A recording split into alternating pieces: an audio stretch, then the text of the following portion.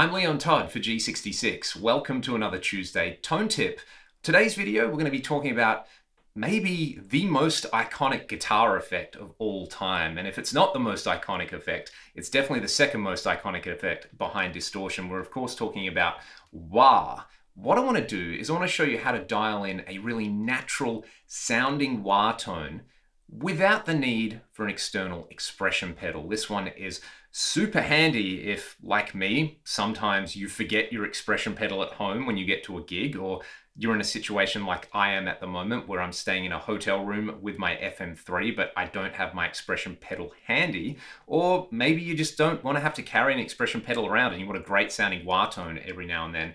That solo that we heard at the beginning, I used this trick on. So it kind of sounded like I was using a pedal on there. I wasn't using a pedal. I was using the internal controller system on here. I'm going to show you how to do it, but first I want to show you the core tone that I'm using at the moment. It's built around the USA Mark IV lead mid-gain, so a model of the iconic Boogie Mark IV ultra high gain, super controllable amp. But it can be difficult to dial in. My starting point is to always start with the bass and mid-range quite low and the treble cranked up on here. Presence, gain, and overdrive to taste. And of course that means cranking up the gain and the overdrive for me. The tone stack in this amp model, like the real amp, is before the main gain stages. So it might seem weird to have the bass so low, but essentially you can think of it as we're tightening up the front end in here before we hit all the gain, and then we will sculpt the tone with the output EQ to kind of get the main character out of that. So these amps are very mid-range heavy. That's why I've pulled out so much 750 on this 5-band graphic, paired it up with my free cab IR. We've got a little bit of the London plate reverb, a big greasy dual D tune. I'm using the dual chromatic mode in here because it lets me play around with the pitch tracking parameter. So I can make this sound like maybe a mid-80s rack mount processor, you know, a little bit glitchy, a little bit greasy in there. And I also have an awesome 2290 delay with modulation in here. So let's just hear the core tone, then we'll get onto the good stuff with the wah.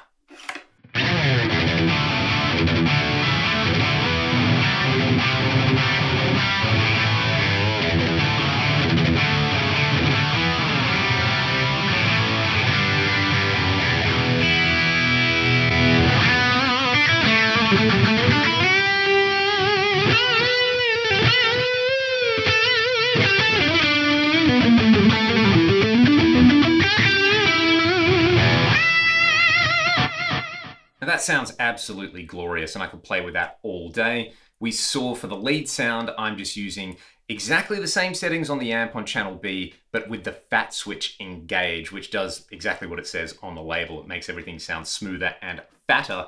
Let's talk about the wah now, because if I did have an expression pedal, you've probably seen this setup before. I would come into the wah, dial it into taste, which for me is basically just turning the frequency max down to 1400 or 1500 hertz. I like to play with a lot of gain and I find that works really well. If you're playing cleaner on here, you know, keep that up around 2K or higher. But essentially we'd come in here, we'd right click this control parameter and then map it to the control source we want, whether it's one of the onboard pedals of your FM unit, whether it is an external controller, whether it is an FC controller on there. You can see I've also got auto engage on. I'm going to turn that off for now, and I'm going to set the source to LFO 1A over here. And you can see this is going to kind of sweep around in here. Now, in the controllers tab, I've set this to a random LFO. We're going to talk about this in a second, but the default LFO is actually a sine wave LFO. And what this is going to do is it's just going to sweep up and down at the rate that we set super consistently. Now,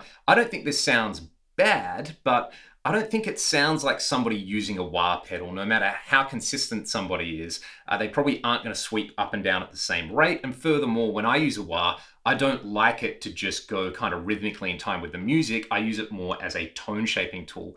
But nevertheless, I think this sounds pretty cool as a starting point. The core idea is there.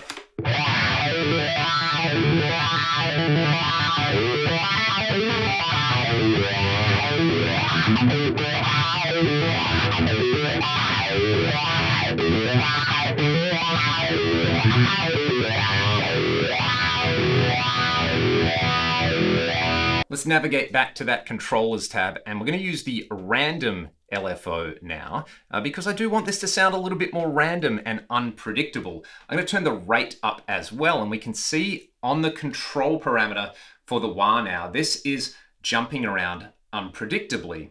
However, it is jumping between really extreme values instantaneously in there, which I don't want, but let's hear this because we're getting closer to what I do want in here. There's just gonna be one little tweak and then we're gonna have a pretty awesome sounding wah tone.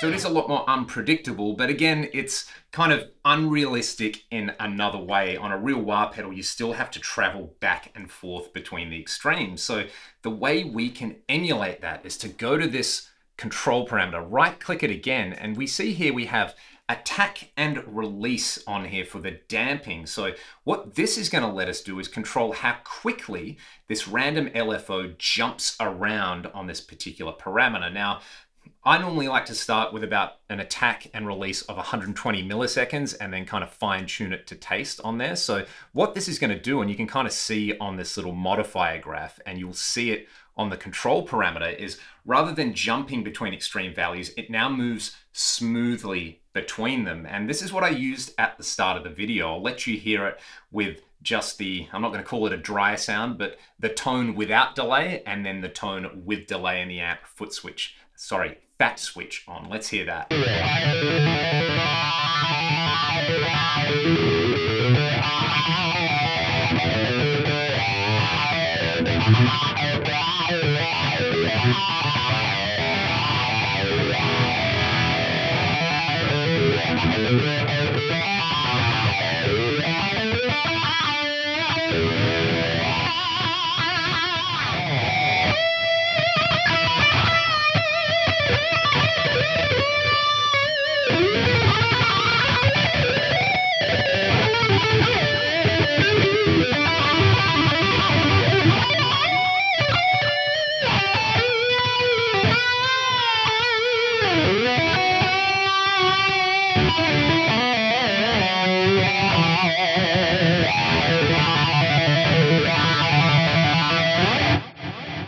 So again, quite a straightforward process on there. We're right-clicking the control parameter, we're assigning it to our LFO of choice, we're adding some damping.